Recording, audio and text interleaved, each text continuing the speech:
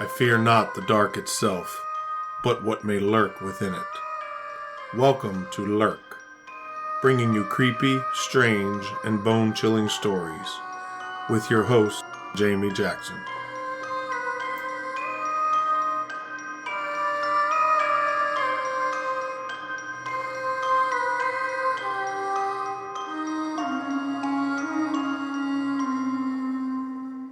Hey lurkers, welcome to this week's episode.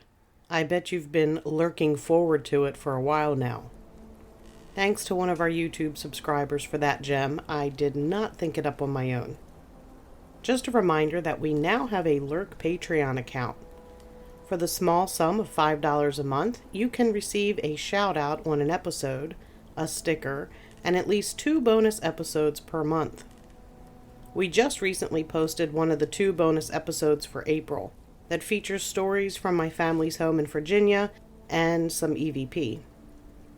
I will be adding other perks in the future, and when I finish editing an episode early, it will be posted on Patreon early. Don't miss out on more to lurk and help support the show while you do it. For this week's episode, we have everyone's favorite topic, missing 411 cases. We'll be looking at 3 cases in this episode, and all 3 come from Yosemite National Park. Not only do they come from Yosemite, but all 3 individuals were last seen in the Curry Village. Yosemite National Park is located in Northern California, and it's nearly 1,200 square miles. The park was first protected in 1864 and is famous for its waterfalls. As far as wildlife, it's home to animals such as black bear, mule deer, bighorn sheep, and many different bird species. There's more wildlife than that, but those are the highlighted wildlife. Located in the heart of Yosemite Valley, just below Half Dome and Glacier Point, is Curry Village, or Camp Curry. It was founded in 1889 by David and Jenny Curry, and was also known as Half Dome Village from 2016 to 2019. It offers a range of lodging options from cabins with private bathrooms, heated and unheated tent cabins, or motel rooms. They stress that it is really like a village in the middle of Yosemite Valley, with shops, restaurants, tours, a swimming pool, and bike rentals. And wouldn't you know it, as I was researching some information about Curry Village, I came across 3 more cases that I thought were important to include in this grouping. There isn't really much information about them, unfortunately, but since they were also disappearances from Camp Curry, I felt they should be shared with whatever information I could find. So let's jump in. The first is the disappearance of Frank Kohnman on June 11, 1925. Frank was 31 at the time and last seen at his tent in Camp Curry. There isn't really any other information out there on the search or anything else. Newspapers.com didn't even have anything, and typically that's where I find the most information. But a FOIA request information does have him listed as missing from Camp Curry. And since Camp Curry was kind of the theme or grouping I was going with, I'm including him. The next is the disappearance of Dickron Nadian. Dickron Nadian. Dickron was a 20-year-old medical student at Cambridge University in England. He was of Armenian descent and was born in Ethiopia. He spoke fluent English with a pronounced British accent. He was vacationing in Yosemite with plans to travel to and visit Florida after his Yosemite visit. He was an avid photographer and had his Pentax 35mm camera with zoom lens and shoulder strap on his trip. On July 24, 1972, Dickron rented a cabin in Curry Village. There wasn't any information I could find about how exactly it came about that he was reported missing, and there were no specifics listed in the news articles. I imagine that his family reported it when they didn't hear from him. His clothes and other belongings, except for his camera, were found in his rented cabin. He had asked the registration attendant how to get to Half Dome, and that was the last anyone interacted with him. He would have been wearing an Omega Seamaster wristwatch with a black band and carrying his camera. In the fall of 1972, Dick Ron's parents retained Beverly Hills attorney Gustav L. Goldstein, who offered a $2,500 reward leading to Dick Ron's whereabouts. Goldstein also placed many ads in the personal section and notices and announcement sections of various newspapers in various cities in the area that read, "Dick Ron Nagin, please contact me on behalf of your parents who are suffering great agony, grief, and anxiety about your failure to write them." The Chief Ranger, Jack Moorhead, said of the search, "We've checked everything. Every ride, every concessionaire, all the hiking trails, all the backcountry areas, and we can't locate a trace of him." Dick Ron Nagin was never found. And that's going to bring us to the third Curry Village disappearance. That would be the disappearance and alleged murder of Carol Laughlin. Carol was 19 years old, and in 1979, she was working at the Curry Village gift shop as a clerk. While working there, Carol resided in Tent 51 in Curry Camp 6. On September 11, 1979, Carol Laughlin was reported missing. There were no articles about her disappearance that I could find. I'm going to speculate that this was most likely because she was technically an adult and the police must have thought she just left on her own. That wouldn't be very newsworthy. Then on April 28, 1980, two mountain climbers descending Castaneda Wall at the Big Oak Flat Tunnel on State Route 120 found remains. The remains were badly decomposed and scattered 400 feet below the longest tunnel on the road. The bones were scattered in a 15-foot radius, and there were beer cans and other trash in the area. Though no cause of death could be determined because of the advanced decomposition, basically they were just skeletal remains, the authorities told her father there was no way she could have fallen down the shaft and that she must have been pushed. Or possibly her dead body was thrown down there. I was unable to find any more information about her. There is some thought that she may have been a victim of a serial killer that was operating between 1979 and 1981, called the Trailside Killer. His real name was David Carpenter, and he targeted people at California parks. It was found that he was working for a company that supplied items to the gift shop where Carol worked at the time of her disappearance and death. So that's 3 people so far who have disappeared from Camp Curry, with one of those found dead, in case you're keeping score. The next person is David Huckins. This is another case that doesn't have a ton of information, but the information we do have is creepy and disconcerting. David Huckins was a 21-year-old native of San Jose, California. He had just recently returned to the park from a trip to Fresno with his father.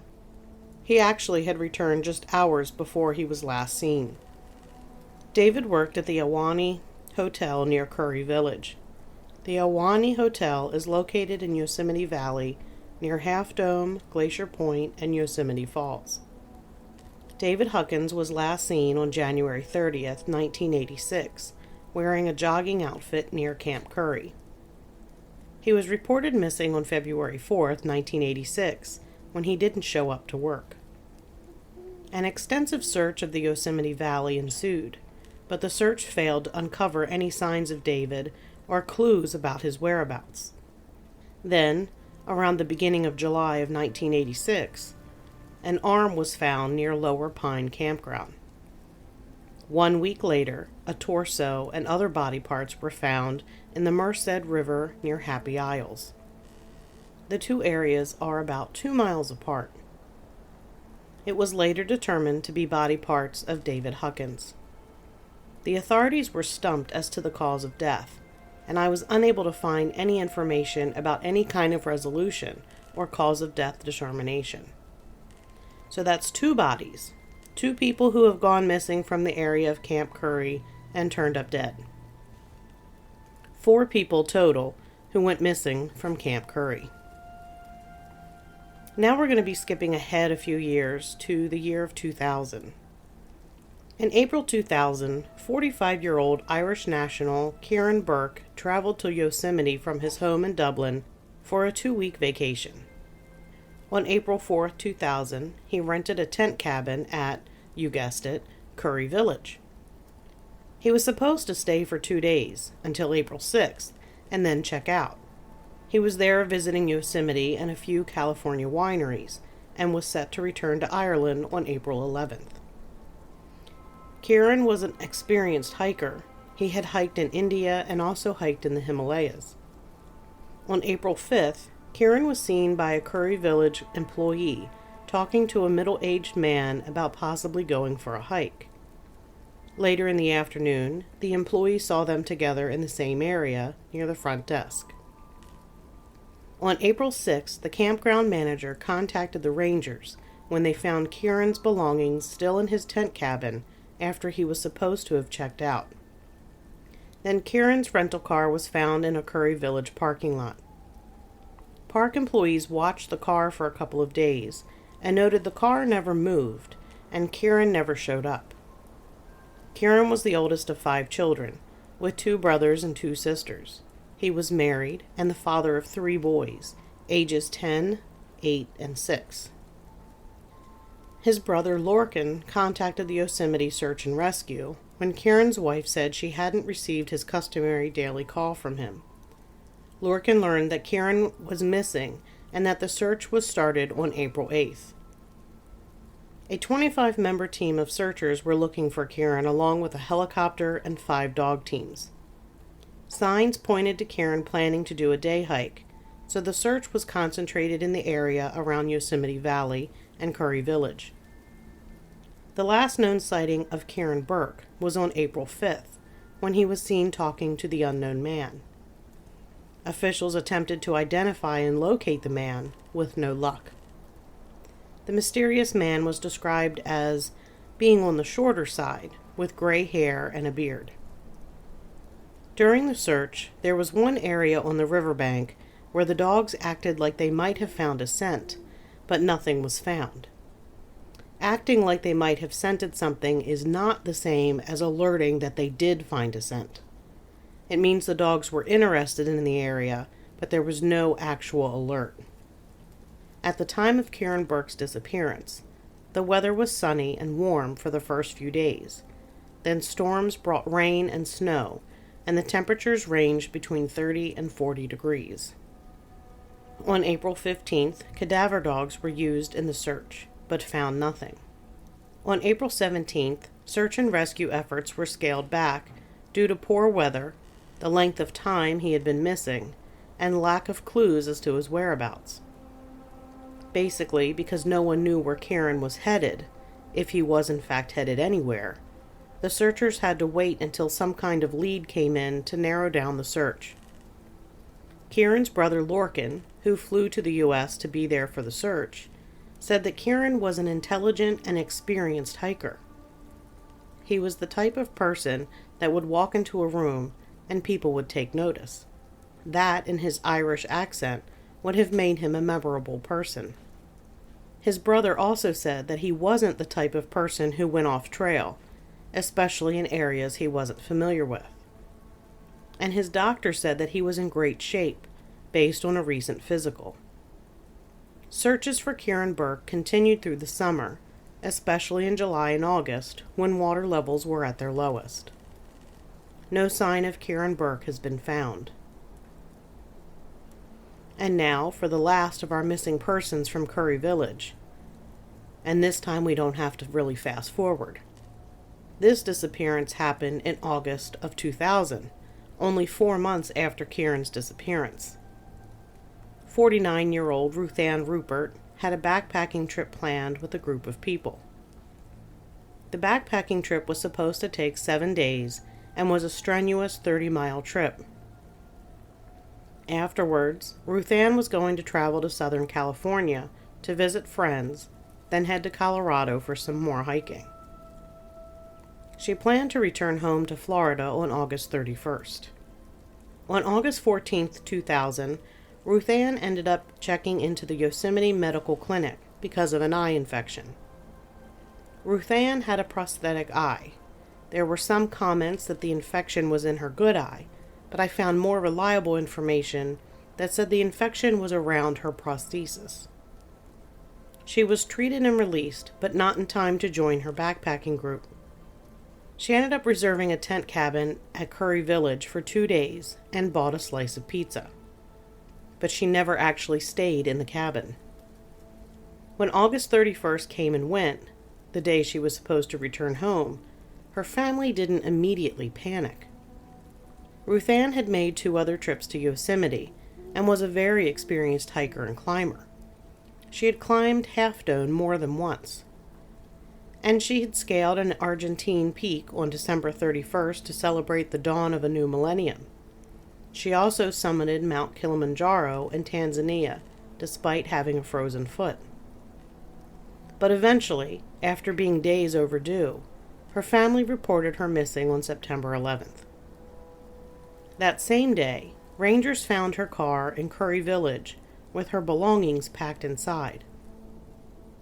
Witnesses said she had talked about going on a day hike from Yosemite Falls to Foresta area. There were also mentions that she was possibly going to attempt to catch up with her backpacking group, and if she couldn't, she would head back. I'm not sure I believe that she went in search of her backpacking group. I think it was more likely, based on her renting a cabin for 2 days, that she was just planning some day hikes before heading to Southern California. The search focused in the area of Indian Canyon and Snow Creek Trail because she had met a hiker who told her about it, and Ruth Ann had seemed interested in checking them out. Searchers on ground, a helicopter, and dog teams looked for Ruth Ann, but no trace of her was found. On September 18th, the search was scaled back because there was no way to pinpoint where to look. No one had actually seen her leave camp, and her sister said she wasn't the type of person to just go off with strange people. The search focused on the trails mentioned and also areas that people are known to get into trouble. Her family was concerned that she didn't have many supplies with her. She only took a sweater and a few other things, leaving most of her supplies behind. Which is weird, since she would have had the supplies available, since she had prepared for a backpacking trip. Ruth Ann was not married, and she didn't have any children. She lived alone and enjoyed traveling. She also did not work, and her only family was her sister and niece. There was a lot of emphasis placed on Ruth Ann's eye infection. Many assume it was in her good eye, as I said, but reports said it was around her prosthetic eye. It was not causing an issue with her sight, and a park spokeswoman said the problem was a minor medical issue. It just delayed her enough for her to miss the backpacking trip.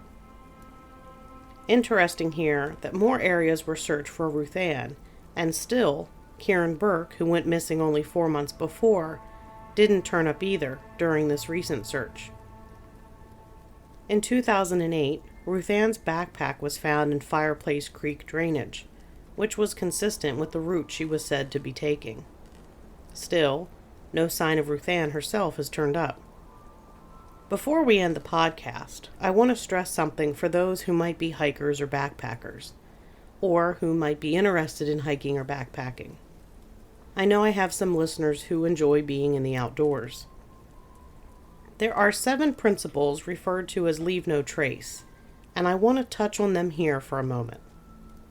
Don't fast forward, this is good and important information, and you'll hurt my feelings and make me cry if you do. The 7 principles are: plan ahead and prepare, travel and camp on durable surfaces, dispose of waste properly, leave what you find, be careful with fire, respect wildlife, and be considerate of other visitors. The one I want to really stress is the first one: plan ahead and prepare. This means when hiking or backpacking, make sure you plan and prep for weather, the terrain, etc., and make an itinerary of where you plan to go and the approximate time of departure and return. And one other important thing about this is that you should then make sure that there's someone who knows what your plan is. That's part of planning and preparing, is to share that information with someone. 3 of the missing persons we talked about today did not tell anyone where they were going, and therefore searchers were basically guessing where to look. If you happen to go hike at a local park and you don't really have a set plan, when you get there, go into the office or ranger station and make sure the rangers know you're hiking alone and let them know what trail you plan to take. This is actually something that my mom does whenever she goes to hike by herself at one particular national park. She always goes inside, she discusses the trails and where she's going with whoever's on duty, and they know that she's hiking alone. So always make sure somebody knows where you're going. Just in case something happens, someone knows you're out there, knows when you're supposed to be back. And on that note, that's going to do it for this week. Make sure you sign up to be a Lurk patron to help support the show. I know I keep nagging you about that, but hey, if I get 478 more patrons, I can quit my day job and podcast full time. Imagine what I could tell you about then. You can find Lurk wherever you listen to your favorite podcasts and on lurkpodcast.com, where you can also find links to our social media accounts, along with the link to the Patreon account. If you like what you hear, tell your friends. And if you have a moment, consider giving us a 5-star review. Those who may have liked our page on Facebook, you can actually put a 5-star review on Facebook as well.